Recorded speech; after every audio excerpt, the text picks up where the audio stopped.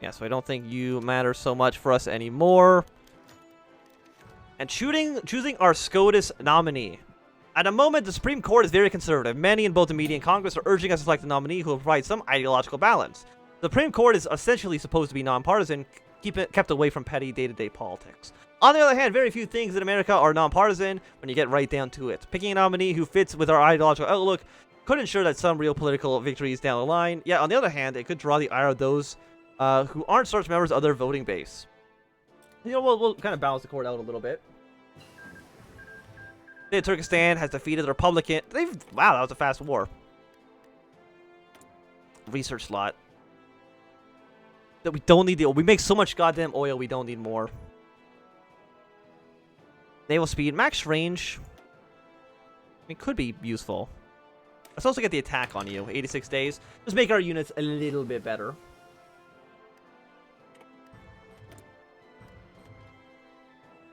What else can we do with you?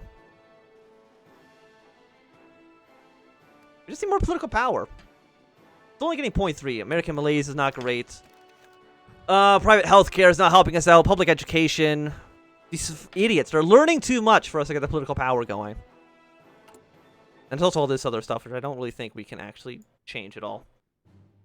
Close. A more balanced court. Where previous administrations have attempted to enforce radical agendas on the nation through the controversial Supreme Court appointments, our administration has chosen to put the law before our ambitions. The most recent appointee to the court has expressed her intent to uphold the truth, the whole truth, nothing but the truth.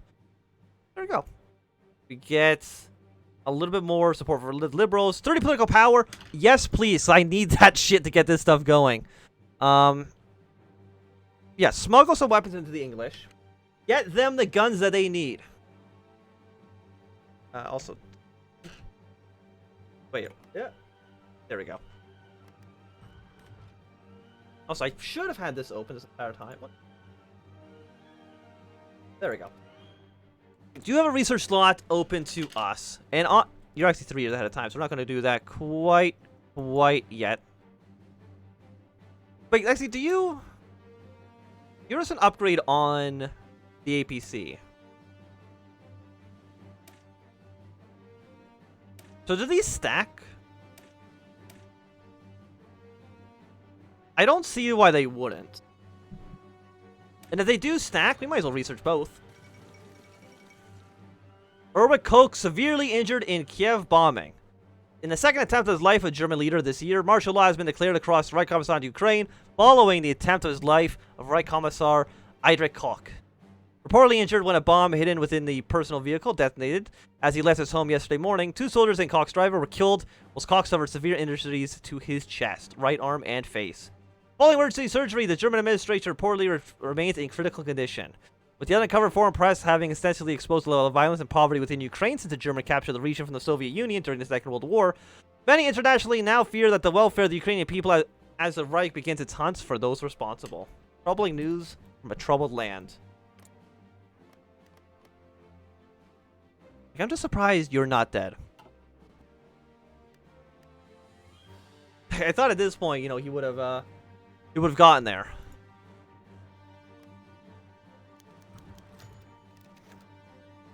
Okay. Polls are updated. I thought we've already done the election. The Senate election results are in. With the heady days of campaigning behind, the dust settles across the United States. The votes have been tallied, close races called, victory and concession speech given, posters are taken down, buttons stashed in drawers, and the population begins to return to its sense of normalcy. The incumbents who won their races return to their offices to get back to work, while those politicians that lost their races or declined to run last time were making their plans to pack up their papers and staff to return back to their homes and civilian lives. Idealistic newcomers of every ideological stripe are still riding high in victory as they sort their affairs to make the move to the state capital or Washington. Those that lost return back to their old job and old lives, sad and disappointed that they will not serve, but nonetheless proud of what they have accomplished. But while the political machines of the RDs and the NPP are shut down to go into hibernation, the process of governing the country resumes. Soon enough, they will return on again, and long exhaustion, exhilarating, and exuberant election cycle will begin again. We love elections. Done America proud. So I'm assuming, I don't think anything else here has changed. As far as I can tell, no. They all look basically to be the same as they were before.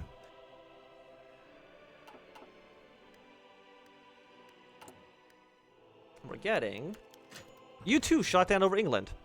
Yesterday, German fighters based out of the northern England nearly shot down the CIA U-2C pilot by Lieutenant Francis Gray Powers. Powers had just entered English airspace when 4 Horton Ho 229 flying wings were detected on the radar. However, 3 were forced to turn back to the fuel range, one which crashed into the North Sea when it got overzealous and ran out of fuel for the return trip. Final aircraft managed to get within missile range and fires at Powers with what appears to be an experimental missile designed to specifically shoot down the U-2, or peeling off to return to the base. Powers evaded the missile, but then proceeded to course, completing his mission, returning to Eisenhower's AFB in Iceland. Due to the classified nature of the mission, we cannot let it be known publicly that our aircraft is engaged by German fighters. No diplomatic protests will be issued, and no German scare will take the front page of the morning news. Not this time. Good job, Gary. So Eisenhower, I'm assuming, is in charge here. You're looking... No, you're not Eisenhower. You're Guy S. Moley. I'm assuming he also doesn't have a focus tree. Does England have a focus tree? They do. Okay. They should hopefully be exploding soon. Or, you know, Hitler dying. Something of that effect will hopefully begin. I'm ready for it.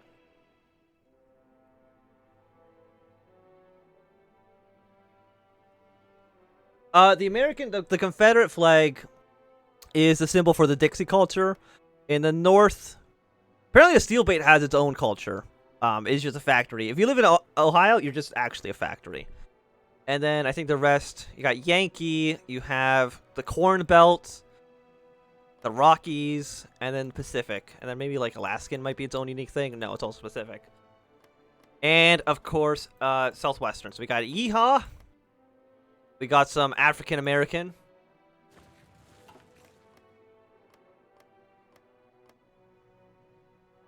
It dies in late 43. You mean late 63?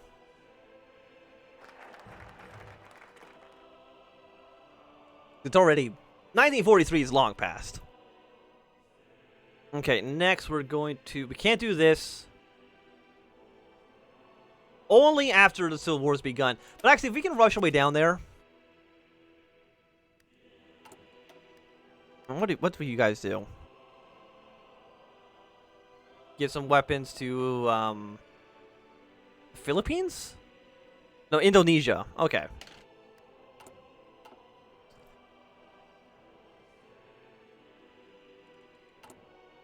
It's 30 days until we can get some more support for, the progressives, and in the Senate would be more likely to support the African intervention. Ban of the country. I mean, how do you actually enter crisis? Good thing your state lives to its actual culture. Got a nice cowboy hat there. Is it the only one Southwestern? No, everybody here is kind of big into the yeehaw. 1962 NFL Championship game. Yankee Stadium, the stadium most well known for hosting the legendary New York Yankees baseball club, became the site of the ultimate football conclusion. The NFL Championship game, its 30th edition, pitted the Green Bay Packers against the New York Giants in a brutal 60-minute slug match. The weather on the field registered at 17 degrees Fahrenheit, negative 8 degrees Celsius, with 35 to 40 mile per hour winds, 56 to 64 kilometers, in one of the coldest sporting events ever played. The Green Bay Packers, led by legendary Hall of Fame coach Vince Lombardi and University of Alabama quarterback Bart Starr, faced the stalwart New York defense led by middle linebacker Sam Huff, defensive end. Like, I know that's like lore, but I don't think we need to read about what's happening in NFL. I don't know if it really matters too much.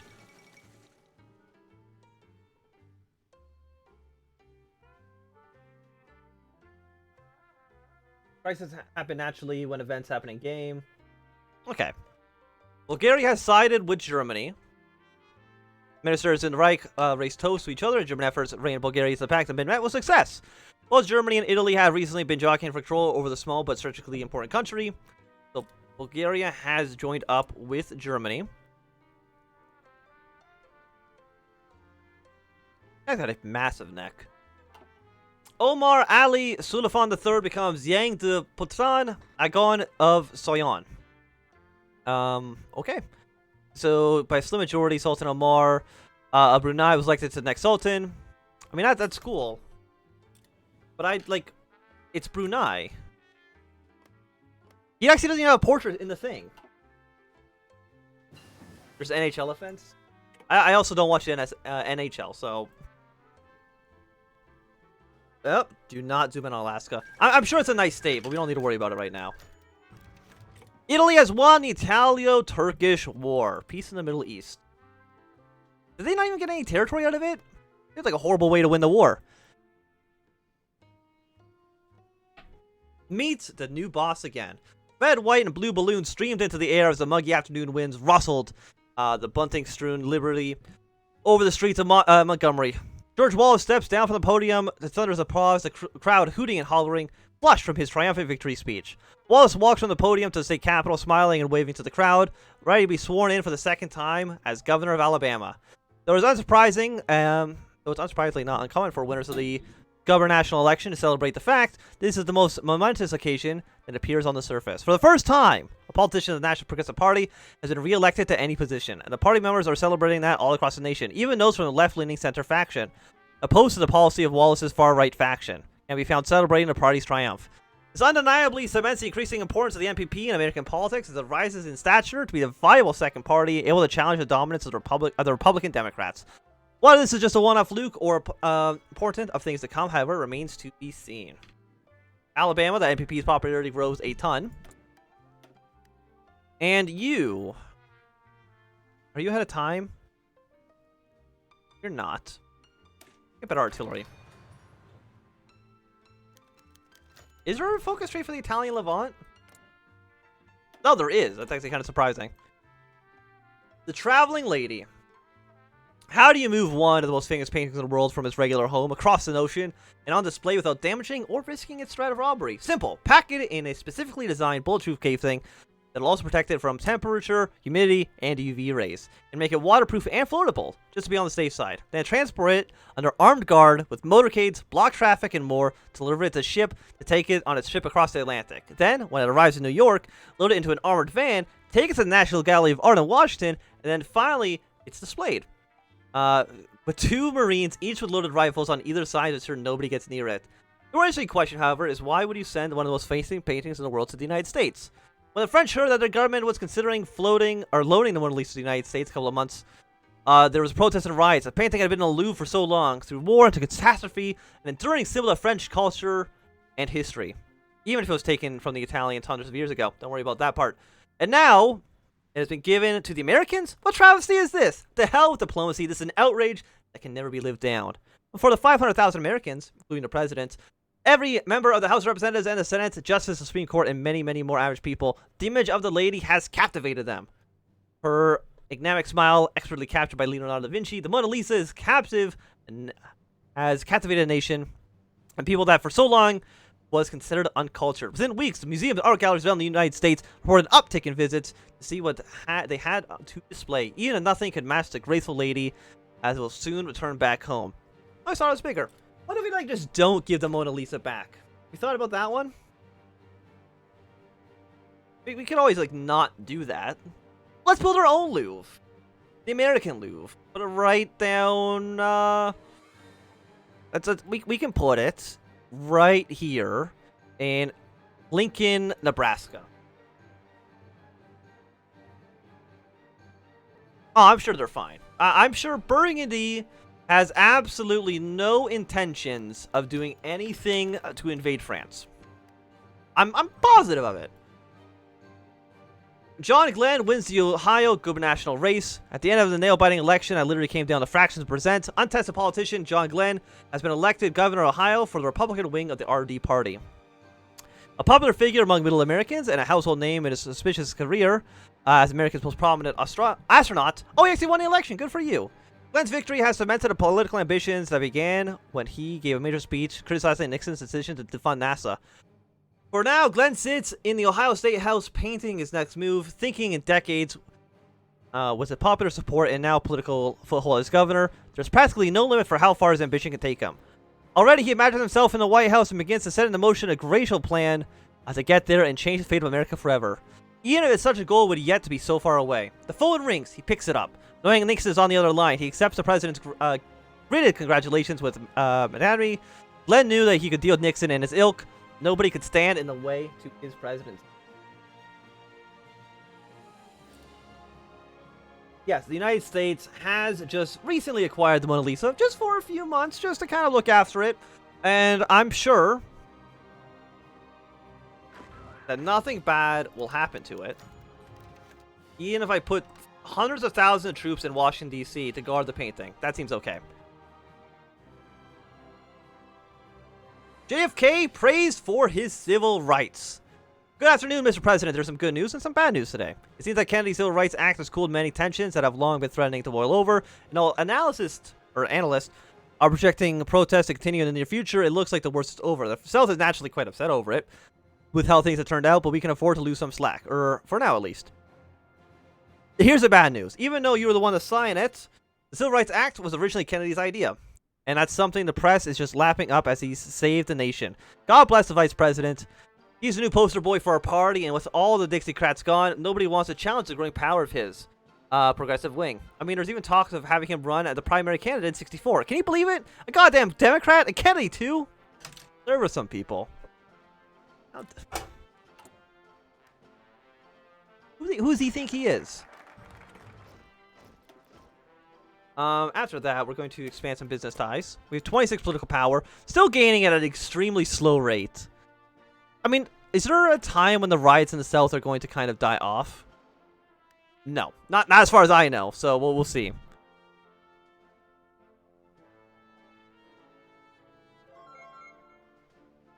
Thank you for the follow. Just have an unassigned division. I'll send you over to purple for now. The Japanese have put a lot of troops into our territory, which is I guess not a huge surprise, but also you only have like 74 divisions, but actually you only have 42. So who am I to talk? You guys right now are looking pretty beefy. Italy's looking pretty all right for themselves. I mean, South Africa is doing pretty okay. I don't think there's anything I can really do to kind of influence them at this exact moment, but we'll do so soon.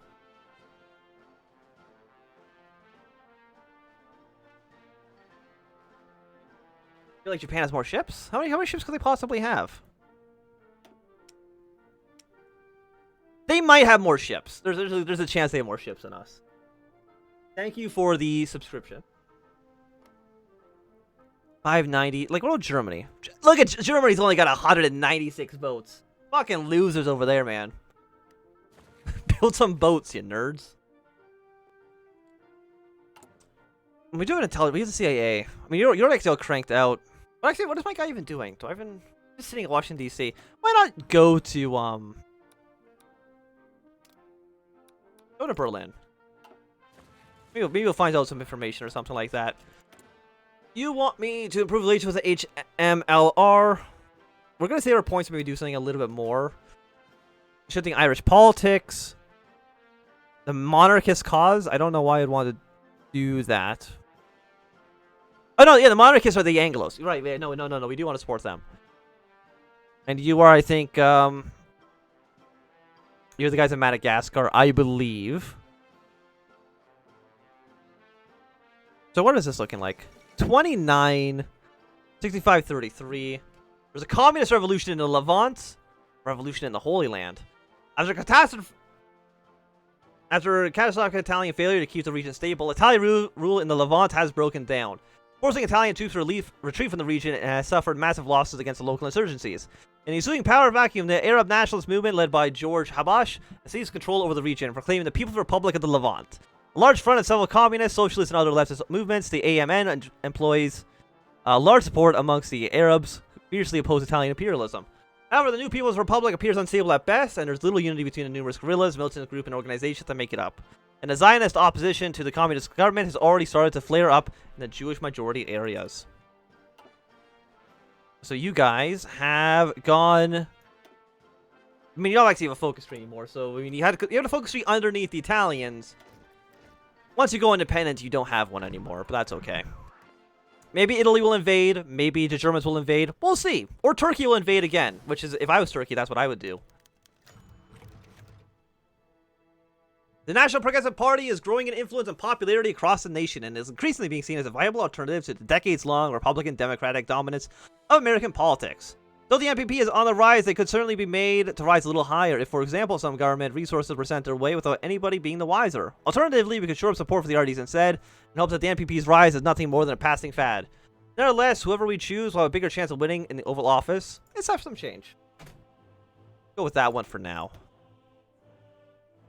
I do like... You know, how, let's see if we can make things a little bit wacky. Let's also get some better infantry equipment. I think that seems okay. And I'm assuming you're deploying over to there. Yes, not a big surprise.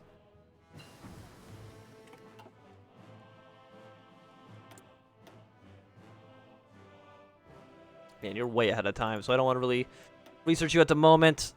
Ground support plus 15%. Let's go for the more support for the support companies we got going on here. The feminine mystique. The problem lay buried, unspoken for many years in the mind of the American woman.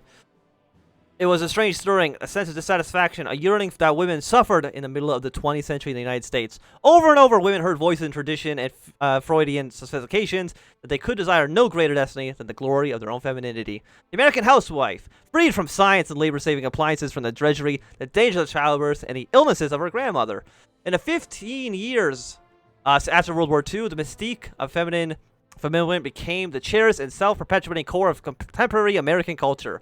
But on an April morning in 1959, I heard a mother of four having coffee with four other mothers in a suburban development 15 miles from New York, saying in a tone of quiet desperation, the problem, and the others knew without words, that she's not talking about a problem with her husband or her children or her home. Later, after they had picked up their child from nursery school and taken him home for a nap, one or two women cried in sheer relief just to know that they were not alone. I begin to feel I have no personality. I'm a server of food and a putter on of pants and a bed maker. Somebody who can be called whatever when you want something. But who am I? Betty Freudian, the feminine mystique. I want something more than my husband and my children and my home. Okay. Expeditionary force, which I don't have to worry about for now. I don't know if there's going to be any like conflict with Brazil or Venezuela. Probably not. I don't even know if we can actually even get them to join IP with our alliance here. Protect their interest in the area, absolutely. Because again, the war doesn't break out here until until Hitler dies. Again, I don't know exactly when that's going to be. The perfect storm.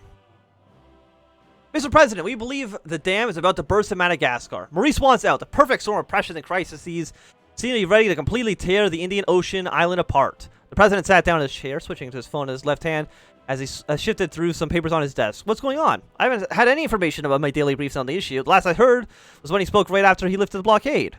Oh, Mr. President, there's a pandemic of Black Plague across the countryside. The Jews in the north are quite uppity, and so to say, especially because of the chaos back in the country. SS units across the island have been in constant contact with Himmler and his underlings. Maurice is terrified that he may be shot any day by his own guards.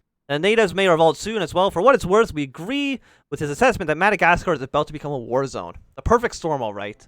Well, give it to me straight. What are options, realistically speaking, that is? Well, Mr. President, you have two realistic options. The agency can affect the delivery of several weapons, rifles, grenades, pistols, and the like, for Maurice to hand out to his loyalist. The other option is to simply hand him a lump sum of money.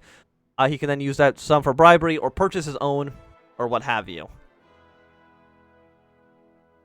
Get 2,500 rifles. Arzus lose some money. I mean, I have a ton of money. How many rifles do I have? I have 2.2 rifles. So even though this takes away 2.5... Actually, I think it just gives them 2... Yeah, give them the guns. That's fine. I'm sure there'll be no problems there. Maurice? I mean, yeah, no, this definitely looks like it is, Are you Maurice? You're Maurice. You're the one that's actually on our side. Probably. Maybe. CIA report Adolf Hitler. Top secret memorandum. Subject, Adolf Hitler's health. 1. On January 20th, Kempeitai agent attacked Adolf Hitler in an attempt to assassinate him, but he was shot sorely by German security forces, who swiftly shot him dead. Despite the undeniable Kempeitai connection held by the agent, Leaked outboard documents and sources close to Sunshine show no evidence of Japanese involvement despite material and methods matching perfectly. This is corroborated by both the Sakuka and Lily, but sources close to the Imperial Japanese Navy and the Imperial Japanese Army could not further verify the information, and friendly agents in Germania were unable to retrieve the body and weapon for closer analysis. 2. Hitler's health has been in a state of constant decline ever since the signing of the 1945 armistice. There is now strong reason to believe that he is no longer competent to lead Germany, as many of his duties have been delegated out to various ministers and aides. Any attempt at high-level diplomatic contact should be considered impossible while Germany lacks a competent Führer. 3. Despite an official nomination for success, the Führer's succession line is far from assured. The 4 candidates jostling for favor of the army, from the army, students, and other power bases. The situation is quickly turning volatile. The immediate withdrawal of Sunshine and Eagle is recommended for consideration. 4. Adolf Hitler is expected to have a maximum of 6 months left to live. 5. Should Adolf Hitler die, a wide-scale armed conflict is almost inevitable in Germany. 6.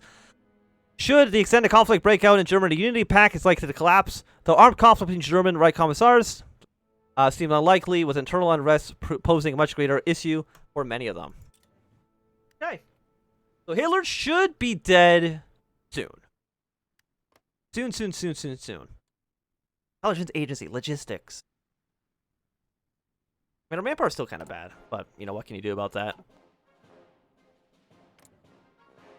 I'm assuming that doesn't mean it's going to be in exactly 6 months from now. Will you decide to play as Germany? Maybe at some point. Okay, the civil war in Madagascar has begun. The collapse of German Madagascar. Admiral Thomas Moore of the OFN Indian Ocean Command affirms that the situation in German Madagascar has reached a state of open rebellion against the government of Reich Commandant M.L. Maurice. Although Madagascar, much like other German territories, is plagued by the issue of naval resistance to colonial rule, Moore confidently announced that it was a German garrison which mutinied. Earlier reports also confirmed that both the native Maganese and the Jewish population on the island has subsequently taken up arms. No comment on the uprising was forthcoming from Germania, with the unofficial reports indicating that the general indifference about the island's fate. Experts agree that with political instability regarding the success of Adolf Hitler, the island, often used by the Reich to exile those that had fallen out of favor, is unlikely to receive much attention there.